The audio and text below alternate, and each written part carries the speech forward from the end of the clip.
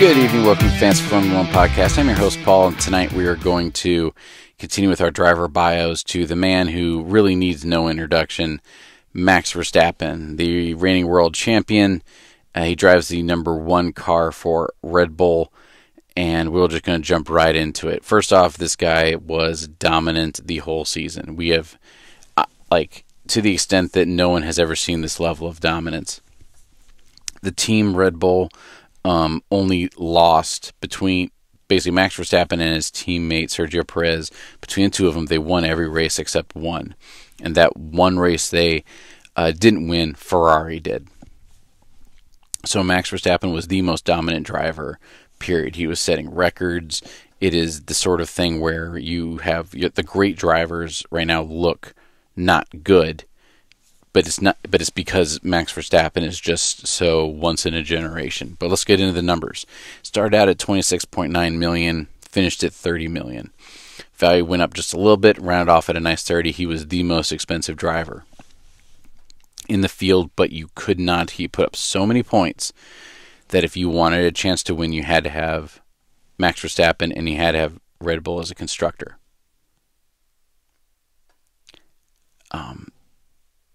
Okay, going to the races. There we go. So, you're going to see a huge trend going on here. All right.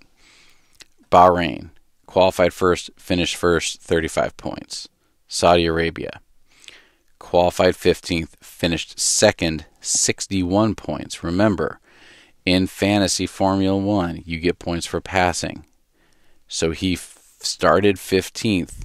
Made it up to second. That right there, assuming he passed everybody only once, he got 13 points there. But as soon as you pass him, because this Red Bull is a passing machine, as soon as he passes everybody, then goes to the pits, the silver field goes past him, he comes back out of the pits. That doesn't count as him being passed, and he gets to pass the whole field again. So qualified 15th, finished second, 61 points behind his teammate Sergio Perez. Australia qualified first, finished first, 36 points. Azerbaijan qualified second, finished second, 37 points. And who did he finish behind? He finished behind Sergio Perez. United States Miami qualified ninth, finished first with 64 points. See? So as soon as you qualify 10, you finish number one, you get beaucoup points. Nothing happened in Italy, round 6. In Monaco, qualified first, finished first, 35 points, because he didn't pass anybody. In the 2023 season, Max Verstappen, after the first lap, if he was ahead of you, he would just leave. And you would never, ever, ever catch up with him. So, round 7, Monaco, first. Spain, first. Canada, first. Round 10, Austria, first. Round 11, Great Britain, first. Hungary, second, first. Qualified second, finished first. Belgium, round 13, first. Netherlands, qualified 10th, still came in first to win, and instead of the normal 35 points, he had 46 because he passed the whole field once and then left. And so what happens is, as soon as Max Verstappen, he gets like a 30-second lead on everybody. Well, then, as soon as it comes time for pits, he pulls into the pits and still comes out ahead of everybody. If he has clean air ahead of him, he is gone. The car he is driving, the Red Bull 19, the RB19, it was perfectly tuned to him, and his teammate Sergio Perez had some issues with it, and that'll be the topic for another podcast. But I want to stress that we're racing with people like Lewis Hamilton and Max Verstappen. Max Verstappen is so savant-like, once in a generation good, that all these other amazing drivers start to pale in comparison. And it's very, very important to remember that all these world-class drivers are good, and your Ferraris and your Mercedes and all of these drivers have the capability to win and win the championship. But when you have somebody like Max Verstappen that's putting up twice the points everybody else is, it's very, very difficult. That was Netherlands, round 14. Italy, Monza, qualified 15, and this is wrong. Man, I did it again. All right, hang on. He did not finish 13th, I promise you. There's Liam Lawson. Nico Hülkenberg finished LM. Where did Nico finish? 17th. Nico Hülkenberg, and then I'm guessing Oscar Piastri finished 12th. Yep. So Liam Lawson, who threw Liam Lawson, where'd he go? 11th. Sweet. Okay, that's all set up. So Max Verstappen qualified 15th, and this is crazy. Finished first, 38 points. I'm beginning to question if he actually, race first, Carlos Sainz, Max Verstappen qualified second. All right, I think some of my stats might be off a bit, man. Well, I hope I haven't been leading us too far astray. That's a little bit embarrassing. Liam Lawson, not sure how the hell that worked. Charles Leclerc qualified. Yeah, I'm just going to highlight these red. Punchline is he's doing great. How about that? So round 16 in Singapore, he did not do great. He finished 5th. In Japan, qualified. I don't see, now I'm starting to question some of these stats. So Gun Yu, yeah. So Max Verstappen, yeah. I'm gonna have to stop saying what people qualified for right now. Why fix this? Because he did not qualify 20th. He qualified first, I think. Yeah, qualified first. And all right, so if on other podcasts you hear me kind of drop what the qualifying is, that's what's going on. Because I want to get through. I want to talk about all this, but I need to adjust all this. So where did Liam Lawson? Oh, crap, where'd it go? Here we go. Max Verstappen. Yeah, I'm just going to kind of highlight this. Oh well. So Max Verstappen finished first, got his 47 points, which is sick. In round 7, Qatar, Max Verstappen finished first, got 62 points. Did he actually qualify 16th here? If so, that'd be pretty cool. Nope, Logan Sargent did. Man.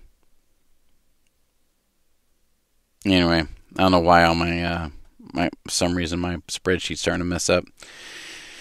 Or I'm messing up my spreadsheet. In Texas, he finished first. In Mexico, round 20, he finished first. Brazil, he finished first. Las Vegas, he finished first. And in Abu Dhabi, he finished first. So Max Verstappen was solidly dominant in the entire sport. And here comes the last bit of his stats. So he only passed 89 times, because very rarely was there anybody in front of him to pass. He passed 4 people per race. He was in the podium 21 of 22 races. 95% of the time he was in the top 10. He finished the top 10. So podiums, 21 out of 22 times. 95% of the times he was in the podium in the top 3. He was always in the top 10. He had 0 DNFs. He had 9 fastest lap awards. He had 3 driver of the days. He cost $30 million, 1,014 fantasy points, which means as soon as you had the Red Bull constructor, you get an additional 2,000, because 1,000 for Max, almost 600 for Sergio Perez, and then you have all the bonuses and stuff that go with the constructors. So Red Bull was just a dynamo. And if Fantasy F1 is going to try and do any changes, I hope they don't try and blunt this too much, because as soon as you force everybody to be the same, as soon as you have somebody like Max Verstappen that's just going to excel, then you let him excel. He had a 1.54 points per million over the course of the year. He was expensive, but you needed to have him because there was no other way to get that many points. I'm super excited for the 2024 season to see what Max Verstappen does. It's going to be him, and hopefully Lewis Hamilton is competitive. Hopefully, Fernando Alonso has his sights on it. Lando Norris and the rest of McLaren is geared up. So, and everybody, and here's a cool part. So, Max Verstappen and Sergio Perez, they were so dominant in that RB19 car that over the course of the year, the other constructors saw what they were doing and started adjusting their own car for it. So, in coming up in the 2024 season, it's very possible you have a bunch of cars that look surprisingly like an RB19. And then the question will be, what has Red Bull done? But it's very done to improve on their own car. But it is very, very, very possible that there's a lot, like you even saw it. How about this? You even saw it in the last few races that early in the season, Max would just go ahead and leave everybody. But by the time towards the end of the season, the other cars were only a couple seconds behind instead of 30. And it's not because Max Verstappen was dropping off the pace. No, it's because everybody else was learning from what they had done to their cars just little by little, and are starting to gain on this Red Bull 19, which is why they were going on to the next iteration. And so we'll see how it all works. It's going to be a super exciting year for Max Verstappen to see because everybody's just coming at him. He's got a big target on his back, and he is such a good driver. He can outdrive a lot of people, but he needs to have a good car to do it, because if for some reason Mercedes or McLaren happens to just have it right and they can outperform Red Bull, it is very possible anything could happen, but it really won't. I anticipate Max Verstappen going for another really strong season, but everybody is gunning for it and everyone's trying to get that spot. So it's going to be great just to watch Max Verstappen, watch him defend furiously against all these other people who are all capable of doing it. That is something I really want to drive home. All these drivers are world class, all right? Any given day, anybody can win. But there's a reason why Lewis Hamilton has won this many championships, right? There's a reason Daniel Ricciardo and Charles Leclerc and Carlos Sainz. The Ferraris, if the Ferraris get things in tune, if the Mercedes do as well, they will absolutely be able to give Red Bull a run for their money. Will it be a stop Max Verstappen's nothing now? No, he's going to be a great driver, but there are plenty of people postured to challenge Red Bull.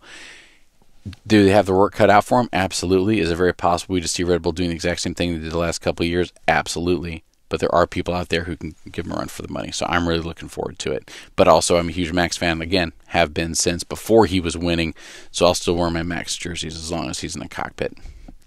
Well, I hope you enjoyed it, and I will talk to you next time for another bio. Cheers.